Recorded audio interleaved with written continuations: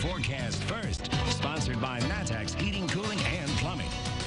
Here we are outside again on this beautiful evening, the Matex Heating and Cooling Weather Garden. Hey, let's look to the radar. Not a whole lot going on. We've got those clear skies once again. Things looking really nice. Temperatures a little cooler up around Watsika, 65. Danville, 68 degrees. Champaign holding strong at that 73-degree number. Then you go all the way west to Jacksonville, and they're already down to 65 tonight as well. Well, we head into the second day of August. Yeah, the kids back in school in some areas. And we're going to have to grade your Friday. Yeah, that's an A for sure. 59. Lots of sunshine and looking good. All right, so we're going to come back, talk about the weekend forecast. You've got plans outdoors. You're going to want to stick around. WCIA 3 News starts right now. Now from WCIA 3 News. It does continue to be a very deadly roadway. And that stretch of interstate claimed another life today after two semis collided and caught fire. Plus, a hospital and Walmart don't have much in common, but that's not the case in one city. Why it has police investigating. We identified a need in response times for this side of the county. A brand new ambulance isn't even a day old for this village, but they didn't have to wait long to put it to use. You're watching your local news leader. This is WCIA 3 News at 10. This stretch of road is notorious for several severe accidents.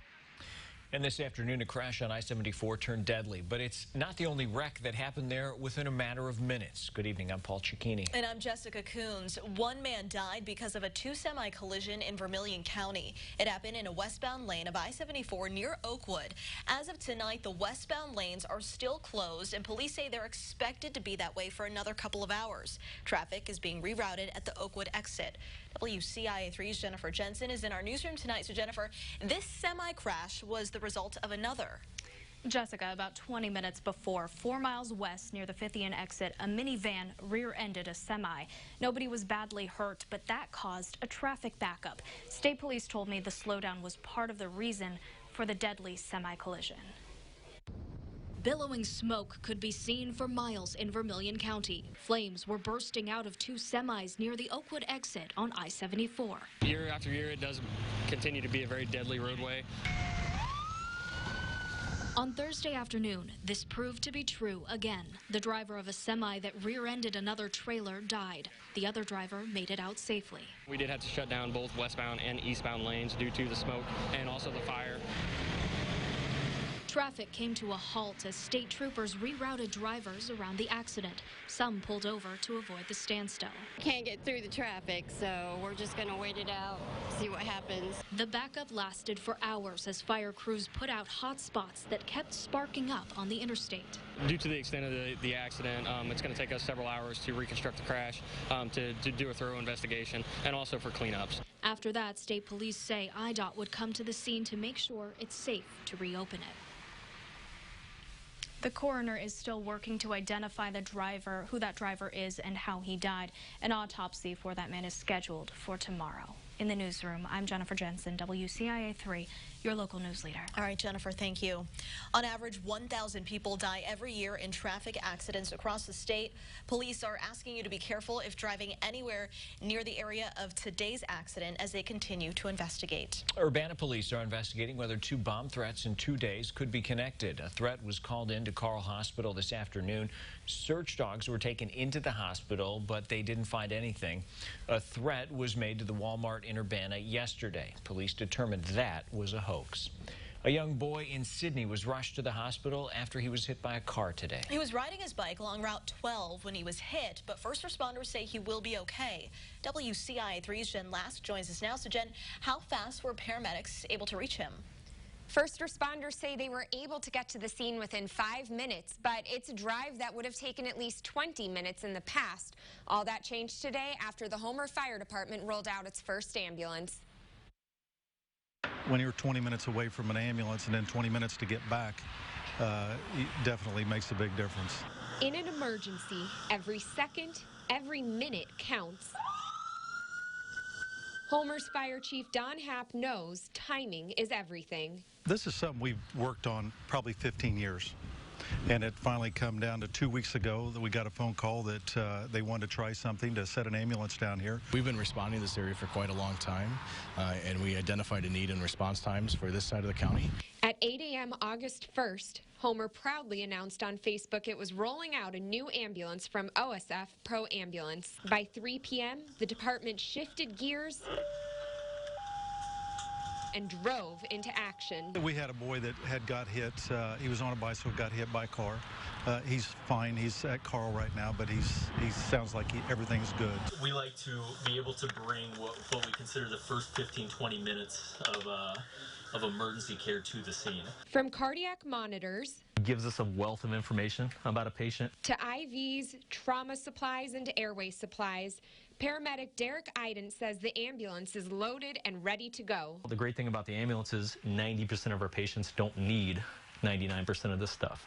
The majority of our patients need a thorough evaluation, some simple level of care, and then transport to the hospital. OSF's director Bob Holloway told me OSF purchased the ambulance for that area. It came with a price tag of $700,000 for the company. Back to you. All right, Jen, thank you. This ambulance is not available 24/7 just yet. It'll be available every day from 8 a.m. to 8 p.m. The ambulance will cover a 15-mile radius around Homer. The fire department wants to make it a 24-hour service in the future. A man is in custody for a murder that happened almost a year ago. 25-year-old Quanteris Dozier was arrested in Peoria. Police say he killed Ashik Ray in Decatur last September. A woman in Champaign says she got a job offer that turned out to be a scam. Lizzie Carter got the offer through an email claiming to be from Holiday Inn. When she called the hotel, the person on the phone told her she was scammed. Carter says she thought she applied for a job at Holiday Inn through Indeed, a website that connects people with work. The email said she would be hired after a quick interview, but first it asked her for a photo of herself, her ID, and the last 4 digits of her social security number. I called Holiday Inn. After I called Holiday Inn, I was like, I'm calling for the interview that I was promised. She was like, who promised you an interview? And then I told her the man Mark. They told me to contact Mark. She was like, ma'am, I'm sorry to tell you this, but it's a scam. Both Holiday Inn locations in Champaign and Urbana say they've gotten phone calls about the scam. We reached out to Indeed. We have not heard back. Experts say it's important to be careful where you send your information. You should wait until you've had a conversation, either over the phone or in person with a business, before sending them anything. We have new details on an investigation into the former superintendent of Meridian Schools. The BMET Schools superintendent has released a statement. We told you earlier this week about the resignation of Dan Brew. The Macon County Sheriff's Office is investigating the case. Brew was previously the superintendent of BMET Schools. Today, Sheila Greenwood released a statement. She says, in light of the investigation of Brew, BMET began investigating possible improprieties he may have been involved in during his time with the district from 2009 to 2013. Greenwood says all information has been turned over to police and the district will continue to cooperate with the investigation. Bruce submitted his resignation letter to Meridian Schools last week. The Sheriff's Office will not comment on the ongoing investigation. Also being investigated, the financial aid scandal at the U of I. The university says it's reviewing 14 students who may be involved. They're all from wealthy Chicago suburbs and entered into legal guardianship their senior year of high school, which made them eligible for grants they would not have otherwise received. Members of the Illinois House Higher Education Committee will be holding a hearing about the scandal next week.